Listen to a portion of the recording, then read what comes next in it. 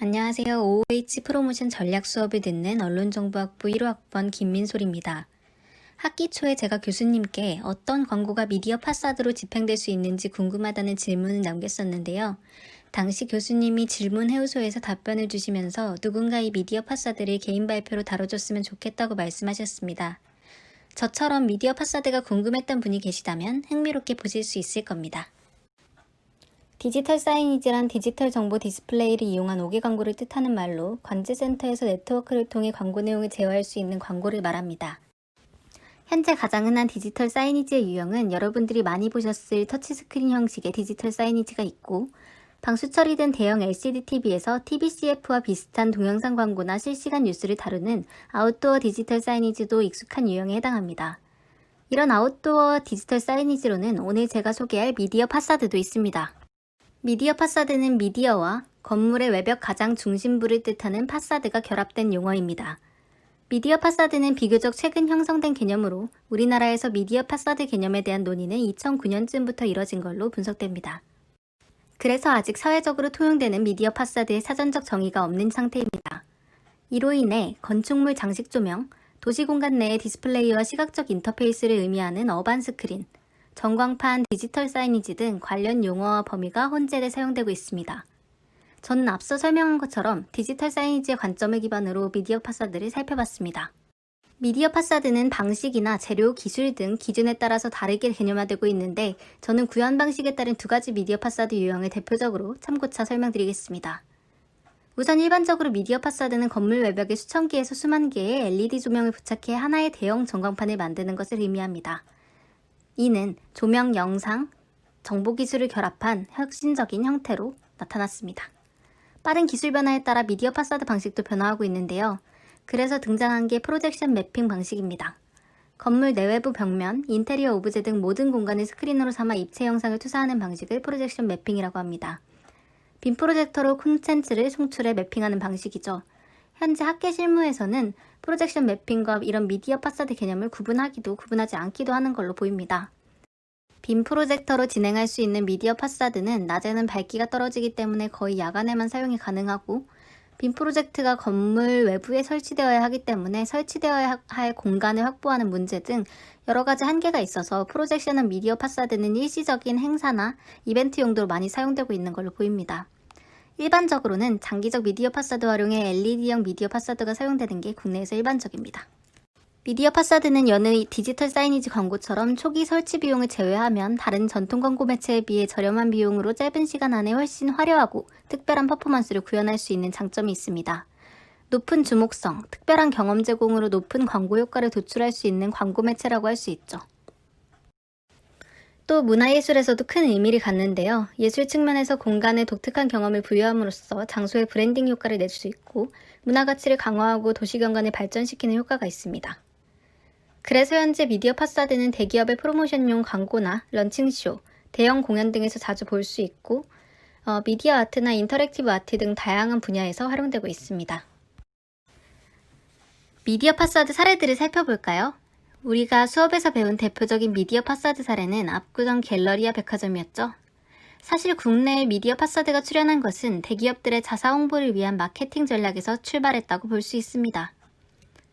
갤러리아 백화점은 자사 명품관에 미디어 파사드를 도입하면서 LED 조명이 부착된 지름 83cm의 유리디스크 4,330장을 사용했습니다. 조명 입자가 크기 때문에 디테일한 이미지는 구현하지 못했지만 알록달록한 그림이 벽면에서 움직이는 모습은 많은 행인들의 시선을 사로잡았습니다. 다른 기업들도 홍보 효과를 창출하기 위해 미디어 파사드 시설을 설치하고 활용했습니다. 금호아시아나는 신사옥에 미디어 파사드 시설을 설치해 문자, 그림을 송출하면서 지나가는 시민들의 시선을 끌었습니다. 다들 아실 법한 서울스퀘어의 미디어 파사드는 세계 최대 규모로 많은 볼거리를 제공하고 있습니다. 이곳의 미디어 파사드 시설은 빌딩 매입자인 모건 스탠리가 권위적이고 획일화된 건물 외관을 개선해보고자 600억 정도의 예산을 들여 설치했다고 합니다. 미디어 파사드 시설 선도주자로서 서울스퀘어는 서울시와의 협업, 실험적 연구를 통해 현재의 미디어 파사드 관리 규정을 확립하는 데 큰 영향을 미쳤다고도 하네요.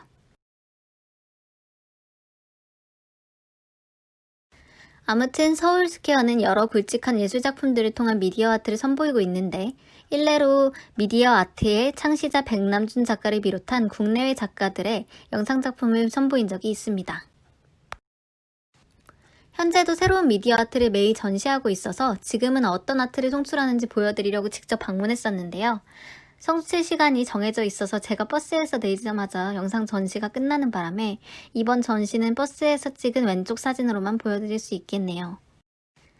처음에는 단순한 비표현만이 가능했던 미디어 파사드는 기술의 발전으로 인해 점차 고화질 영상까지 담아낼 수 있게 되었고 스토리도 구현 가능하게 되었습니다.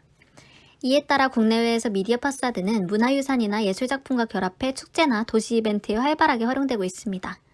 서울에서도 주로 고궁에서 미디어 파사드가 쓰이는 모습을 요즘 심심찮게 볼 수 있죠. 또 각 지자체 주관 대형 행사에서 미디어 파사드 중심의 행사를 집행하는 걸 확인할 수 있었습니다. 미디어 파사드 사례를 찾으면서 지자체, 정부기관이 주관하는 문화재, 예술작품과 결합한 미디어 파사드 퍼포먼스가 엄청 많아서 놀랐는데요. 무려 2010년쯤부터 붐처럼 다양한 행사들이 집행되어 왔더라고요. 관심 있는 분들은 한번 서치해보시면 너무너무 많아서 놀라실 겁니다. 미디어 파사드가 갖는 또 다른 의의는 사회적 상황에서 사회적 메시지를 전달하는 매체의 역할도 한다는 점에 있습니다. 서울스퀘어의 경우 2018년 남북 정상회담이 열리기 전 이런 메시지를 전달했고 최근에는 코로나19의 확산으로 지친 의료진들에게 감사한 마음을 전하기 위한 메시지를 전달하기도 했습니다. 앞서 살펴본 압구정 갤러리아 백화점도 코로나19로 지친 국민들을 위로하기 위해 희망과 연대의 상징인 하트 영상을 송출하면서 코로나 극복 응원 메시지를 전달하는 캠페인을 진행하기도 했습니다. 광고 홍보를 공부하는 우리 입장에서 생각해보면 이런 발견은 공익광고나 공공 PR에 쓰일 수 있는 효과적인 매체에 대한 인사이트가 될 수 있지 않을까요? 미디어 파사드의 다양한 활용성을 확인할 수 있었습니다. 미디어 파사드는 뿐만 아니라 기업의 제품이나 서비스의 광고를 할 수 있는 간접 광고 수단으로도 높은 효과를 낼 수 있는데요. 미디어 파사드 수업에 집중했던 분들이라면 여기서 의문이 하나 생길 겁니다. 미디어 파사드는 광고로 쓰이면 안 된다고 하지 않았나? 제가 교수님께 질문을 드린 것도 이 맥락에서의 질문이었는데요. 질문 드린 내용을 그대로 보여드리겠습니다.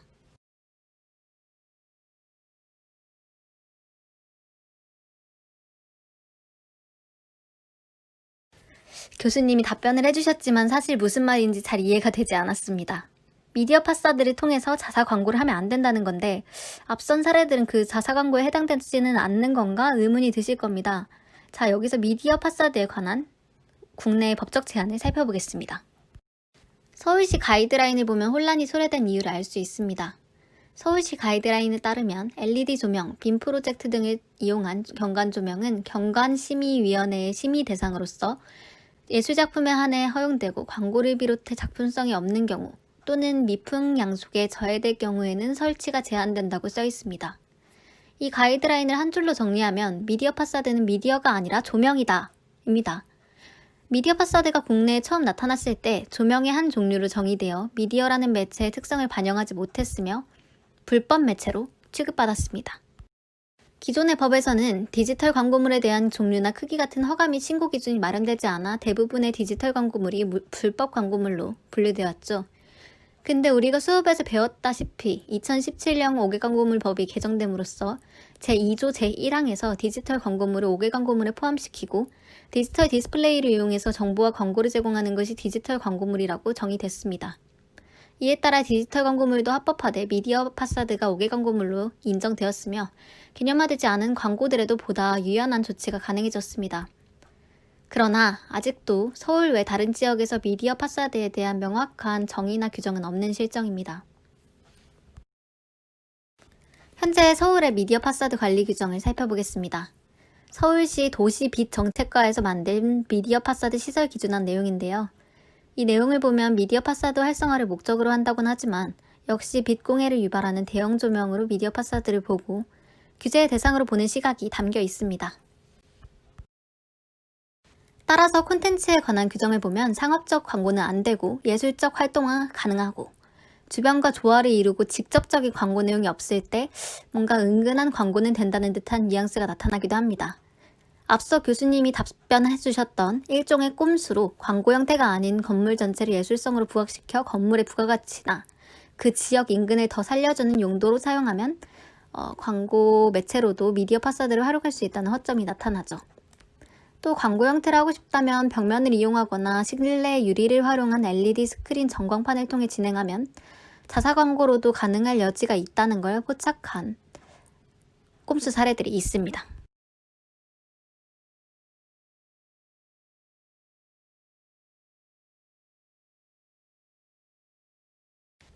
현대차는 대치 사옥에 후면 투사 방식으로 투사된 영상이 글라스에 투영되는 리어 스크린 방식을 활용해서 신제품인 그랜저 디젤의 출시에 맞춘 미디어 파사드를 선보였습니다. 이를 통해 한 달간 사옥 유리곡면의 제품 관련한 다양한 고화질 영상을 표출하는 프로모션을 진행했습니다. 디지털 사이니지가 비디오 광고를 시간대별로 번갈아 노출하는 형식에서 모션 인식이나 NFC 등을 이용해 사용자와 쌍방향으로 통신하는 형식으로 진화하고 있는데, 미디어 파사드 역시 일방적인 영상 표출에서 쌍방향적 매체로 발전하고 있는 것으로 전문가들이 전망하고 있습니다. 표출하는 콘텐츠가 다양화되고 있고, 이런 콘텐츠를 효과적으로 구현하려는 기술적인 노력도 수반되고 있습니다. 인터랙티브 작용이 가능하게 하고 VR 등의 기술을 접목시키려는 노력이 미디어 파사드를 통한 프로모션에 나타나고 있습니다. 또 다른 꼼수 미디어 파사드 프로모션 사례들을 통해 더 자세히 설명드리겠습니다. 세비섬에서 국내 최초로 진행된 삼성전자의 대형 행사에서는 갤럭시 노트 7의 홍채 인식, S펜 번역 기능을 빗댄 역동적인 미디어 아트를 미디어 파사드로 송출하는 프로모션을 진행했습니다. 제품 광고를 직접 표출한 것이 아니라 그와 관련된 아트를 보여줬기 때문에 법에 저촉되는 프로모션은 아니었던 셈이죠. 이에 행사 현장에 마련된 체험 부스에서 소비자들이 직접 갤럭시 노트 7의 S펜으로 작성한 메시지를 미디어 파사드로 보여주는 이벤트도 실시해서 상호작용을 유발하고 소비자들의 큰 호응을 얻기도 했습니다.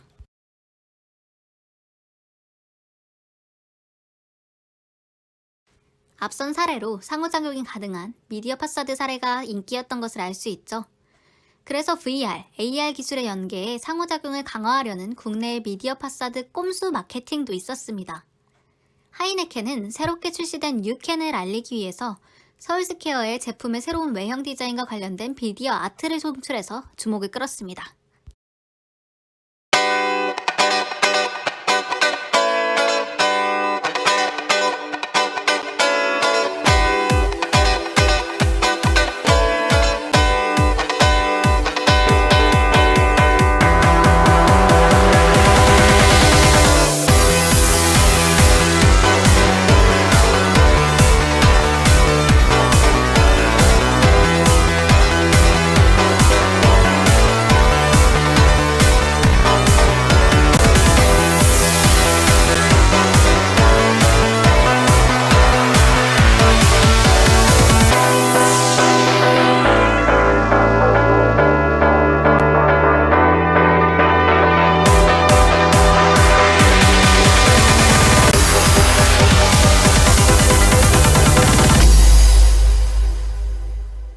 비주얼 아트가 상영될 때 하이네켄에서 제공하는 증강현실 앱을 실행하면 하이네켄의 뉴켄이 미디어 캔버스를 배경으로 손에 쥘 듯이 현실감 있게 나타나도록 하면서 색다른 경험을 제공했습니다.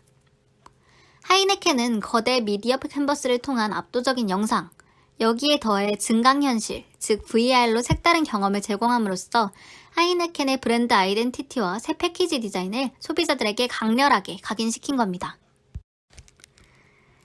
미디어 파사드의 미래는 밝습니다.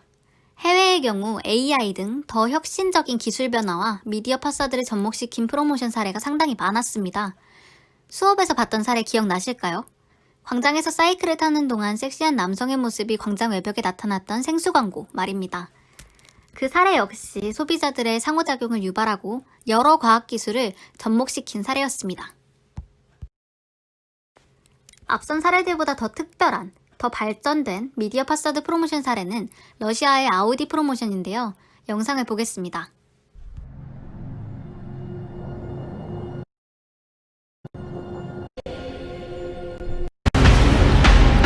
Technology. Turn technology into motion.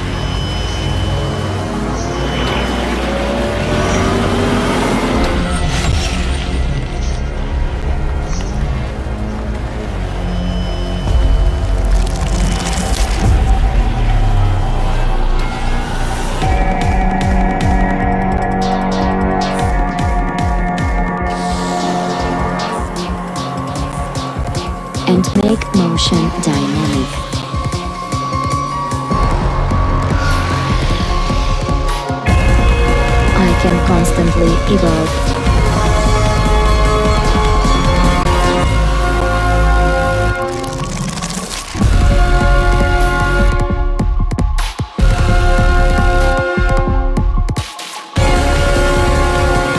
Stop in an instant.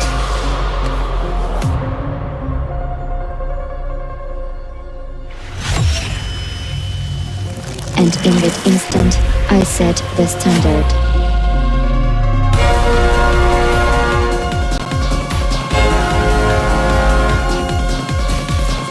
But there is one thing I can do. I can take the wheel.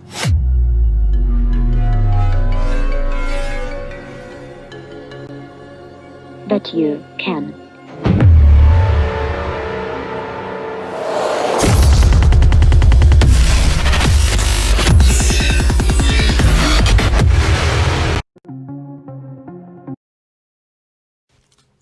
(2017년) 러시아에서 진행된 아우디 A5 쿠페 런칭쇼의 컨셉은 인공지능과 사람의 대결 구도였습니다. 자동차 런칭쇼에서는 최초로 실시간 모션 추적 기능을 활용한 프로젝션 매핑 미디어 파사드를 선보였습니다. AI 미디어 파사드 광고는 다채로운 영상쇼로 지켜보는 소비자들의 감성을 자극시켜서 몰입과 집중을 유도했습니다. 그리고 음성 기술은 소비자와 실시간으로 소통하면서 생생한 현장감의 메시지를 전달했습니다. 소비자는 이런 새로운 형태로 브랜드를 경험할 수 있었고 브랜드에 대한 기대감을 한층 고조시킬 수 있었습니다. 이는 좋은 광고 효과로도 이어졌습니다. 이에 반해서 국내 아우디의 미디어 파사드 프로모션을 볼까요? 어디로 가?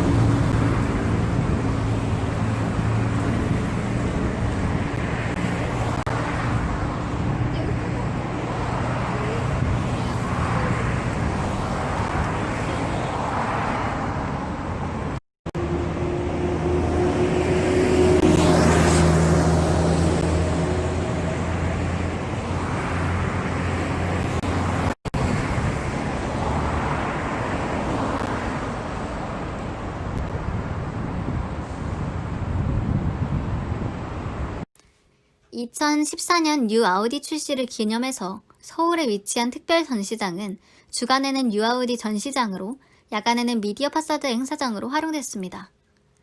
이 파사드는 8Doors라는 주제로 프로젝션 매핑 미디어 아트 형식으로 진행됐는데 한 남자가 시간의 방, 빛의 방, 공간의 방 등 총 8개의 방을 통과해서 뉴 아우디를 만나게 되는 여정을 표현한 것이라고 합니다. 뉴 아우디 미디어 파사드 광고는 유동인구가 많은 장소에서 상영됨으로써 지나가는 사람들의 시선을 집중시켜 자연스럽게 주목하고 몰입하게 했지만 소비자와의 커뮤니케이션을 극대화했다고 보기에는 제한점이 많아 아쉬움이 남습니다. 이런 비교적 제한적인 표현은 우리나라 법 때문이라고 생각합니다. 사명이나 기업과 관련된 영상을 직접 사용할 경우에는 5개 광고물법 등 관리법에 따라 광고물로 간주돼 법의 규제를 받는 이유에서죠. 광고 전략, 또 문화예술에서의 활용, 도시의 관광화에 미디어 파사드는 높은 가치를 갖고 있는 매체임을 계속 확인했습니다.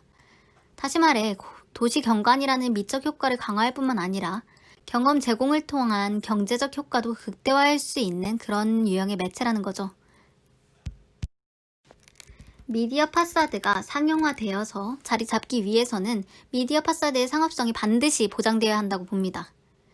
발표 초반에 이야기했듯이 설치되면 활용도는 높지만 설치 비용이 어마어마하고 유지 관리에도 일정 비용이 투입이 됩니다.